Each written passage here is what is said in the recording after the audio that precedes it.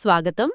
కర్ణాటకలో 2025-26 ఎంబీబీఎస్ అడ్మిషన్ల కోసం చూస్తున్న వాళ్ళకి ఈరోజు మనం కొన్ని ముఖ్యమైన విషయాలు మాట్లాడుకుందాం. మీ దగ్గరున్న సోర్సెస్, ఆర్టికల్స్, నోట్స్ వీటి ఆధారంగా లోతుగా పరిశీలిద్దాం.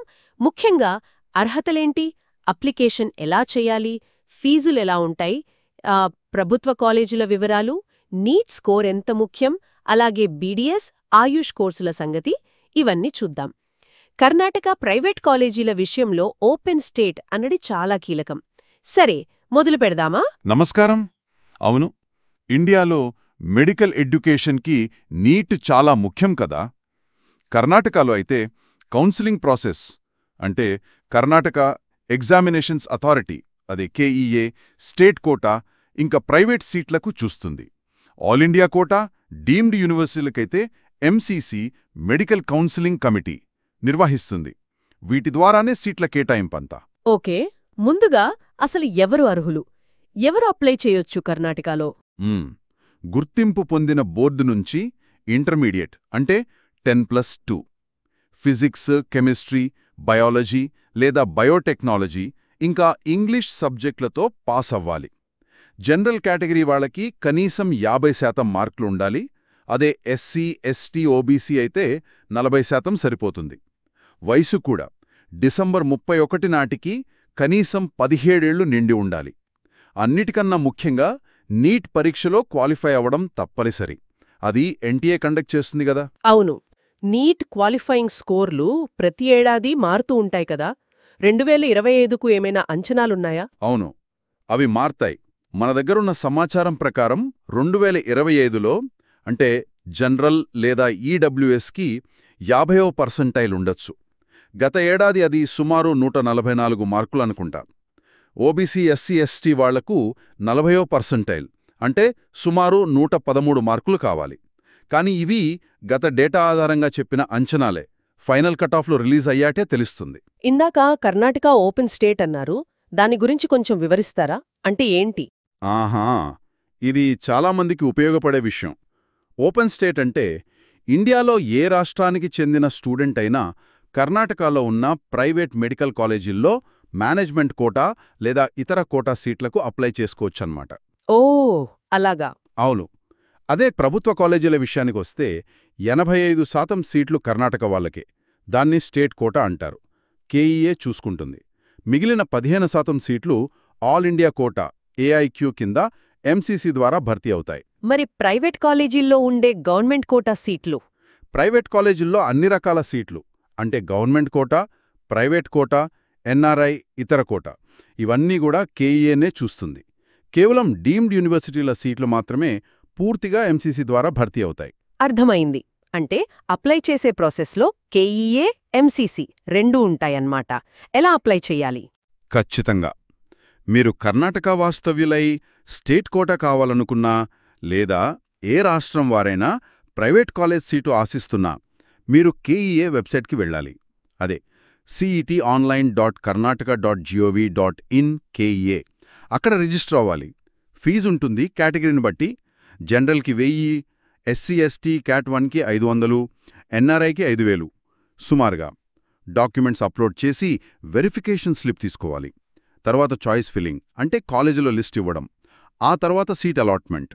డేట్స్ కోసం కేఈఏ సైట్ చెక్ చేస్తూ ఉండాలి. జులైలో ఉండొచ్చు రిజిస్ట్రేషన్.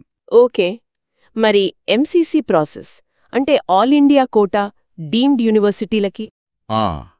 వాటికి mcc.nic.in వెబ్సైట్లో రిజిస్టర్ చేసుకోవాలి. ఇక్కడ కూడా రిజిస్ట్రేషన్ ఫీజుంటుంది. అది నాన్ రీఫండబుల్. దాంతోపాటు సెక్యూరిటీ డిపాజిట్ కూడా కట్టాలి. అది రీఫండబుల్. ఈ ఫీజులు మీరు ఏఐక్యూకి అప్లై చేస్తున్నారా లేక డీమ్డ్గా, మీ కేటగిరీ ఏంటి అనే దాన్ని బట్టి మారతాయి.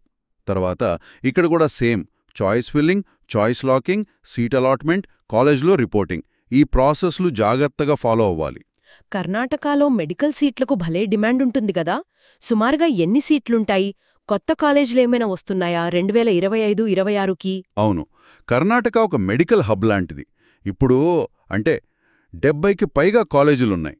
వాటిలో సుమారు 12,500 ఎంబీబీఎస్ సీట్లుండొచ్చు. ప్రభుత్వ కాలేజీల్లోనే దాదాపు 3,500 పైగా సీట్లున్నాయి. ఇక్కడ ఒక ఇంట్రెస్టింగ్ అప్డేట్ ఏంటంటే 2025-26కి 2 కొత్త ప్రభుత్వ మెడికల్ కాలేజీలు రాబోతున్నాయంటున్నారు. రామనగర్లో ఒకటి, కనకపురలో ఒకటి. ఎన్ఎంసీ పర్మిషన్ వస్తే గనక ఇంకో 200-250 గవర్నమెంట్ సీట్లు పెరుగుతాయి. ఓ మంచి వార్తే. అంతేకాదు, పోయిన ఏడాదే అంటే 2024-25లో 3 కొత్త ప్రైవేట్ కాలేజీలు వచ్చాయి. బీజీఎస్, పీఈఎస్, ఎస్ఆర్ మెడికల్ కాలేజీలు. వాటితో 350 సీట్లు పెరిగాయి. ఇంకా ఆర్జీయూహెచ్ఎస్ కొన్ని పాత కాలేజీల్లో సీట్లు పెంచడానికి ఓకే చెప్పిందని కూడా సమాచారం ఉంది. కానీ దానికింకా ఎన్ఎంసీ ఫైనల్ అప్రూవల్ రావాలి, ఇన్ఫ్రాస్ట్రక్చర్ కూడా డెవలప్ చేయాలి. సీట్లు పెరుగుతున్నాయి సరే, మరి అందరి మదిలో మెదిలే ప్రశ్న ఫీజులు. ప్రభుత్వ, ప్రైవేట్, డీమ్డ్ కాలేజుల్లో ఎలా ఉంటాయి? హాస్టల్ ఖర్చులు కూడా ఉంటాయా? అవును, ఫీజులు చాలా వేరువేరుగా ఉంటాయి. ప్రభుత్వ కాలేజుల్లో స్టేట్ కోటాలో సీటొస్తే సంవత్సరానికి సుమారు 50,000 నుంచి 60,000 రూపాయల దాకా ఉండొచ్చు ట్యూషన్ ఫీజు. ఏఐక్యూలో కొంచెం ఎక్కువ ఉండొచ్చు. అదే ప్రైవేట్ కాలేజుల్లో గవర్నమెంట్ కోటా సీటొచ్చినా కూడా ఫీజు సుమారు 1,40,000 ఉండొచ్చు. ఇక ప్రైవేట్ కోటా అంటే మేనేజ్మెంట్ కోటా అనుకోవచ్చు, అది సంవత్సరానికి 10 లక్షల నుంచి 25 లక్షల వరకు ఉంటుంది. ఎన్ఆర్ఐ ఇతర కోటాలైతే ఇంకా ఎక్కువ, 26 లక్షల నుంచి 54 లక్షలు లేదా అంతకన్నా ఎక్కువ కూడా ఉండొచ్చు. అమ్మో, మరి డీమ్డ్ యూనివర్సిటీల సంగతి? డీమ్డ్ యూనివర్సిటీలు కూడా ఖరీదైనవే. అక్కడ ఫీజు సంవత్సరానికి 17 లక్షల నుంచి 23 లక్షలు లేదా అంతకంటే ఎక్కువ కూడా ఉంటుంది. ఉదాహరణకు కేఎంసీ మణిపాల్, జేఎస్ఎస్ మైసూరు, రాజా రాజేశ్వరి బెంగళూరు ఇలాంటివి. అన్నిటికీ హాస్టల్, మెస్ ఫీజులు అదనం.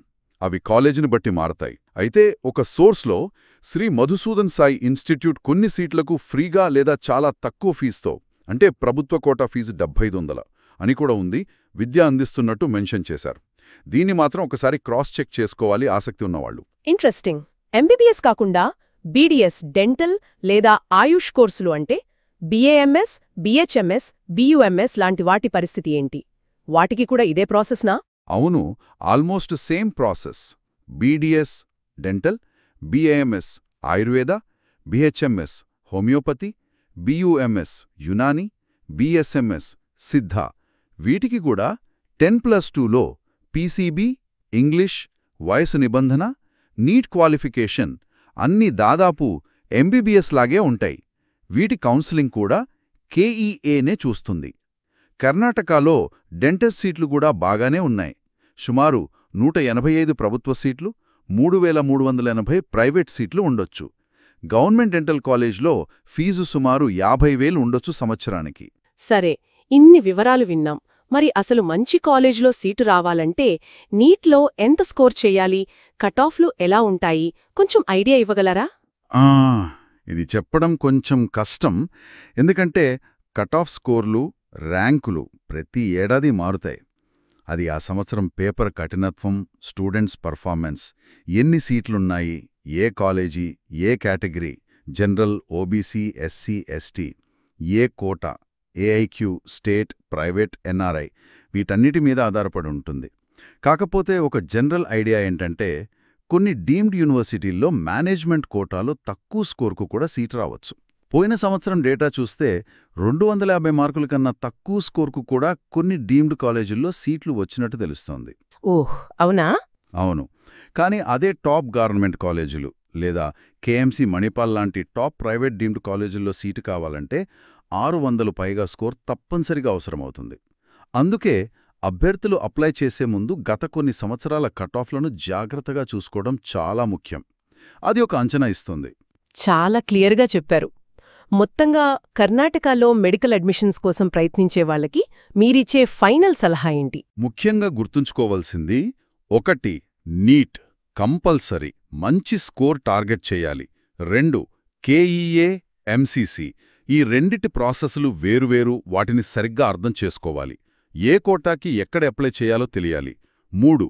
ఫీజులు ప్రభుత్వ, ప్రైవేట్, డీమ్డ్, ఎన్ఆర్ఐ చాలా తేడాలుంటాయి, ముందే ఒక అంచనాకు రావాలి. 4.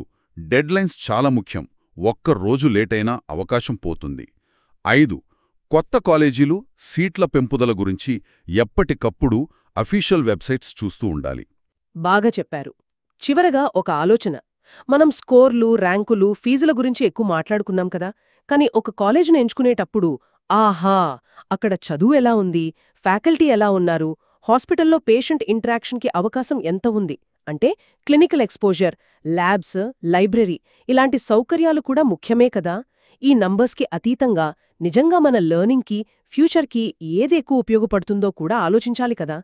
దాని గురించి కూడా ఆలోచించడం మంచిదేమో.